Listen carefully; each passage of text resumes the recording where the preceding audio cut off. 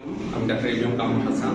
আমি বর্তমানে কর্মরত আছি সহকারী অধ্যাপক ও বিভাগীয় প্রধান Abdur Rahim medical college hospital Dinajpur. আর আমি দীর্ঘদিন থেকে কাজ করছি ডায়াবেটিক পেশেন্ট নিয়ে এবং ডায়াবেটিক ফুড ইনফেকশন নিয়ে কাজ করছি।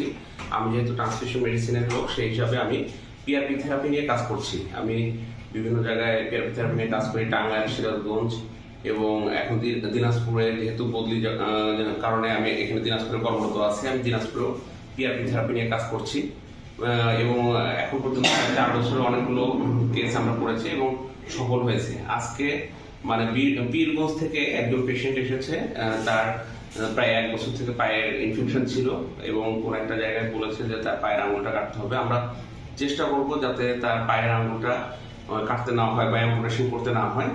এই জন্য আমরা আজকে তাকে পিআরপি দিব বলে প্ল্যান করেছি।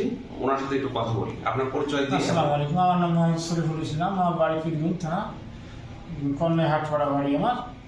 আমি বিভিন্ন জায়গায় পায়ের ক্ষতটা নিয়ে ঘুরে বেড়ালাম। আমি এখনও সুস্থ হতে পারিনি।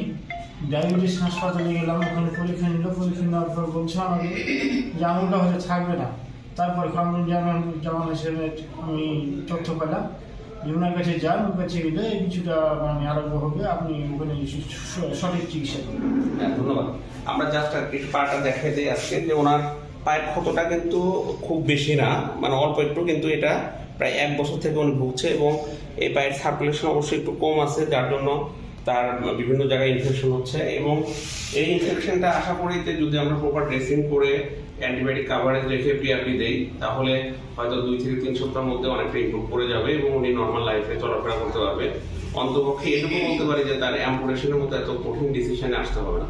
এই বলে আজকের মধ্যে এখানে রাখি। ভালো থাকবেন। আসসালামু আলাইকুম।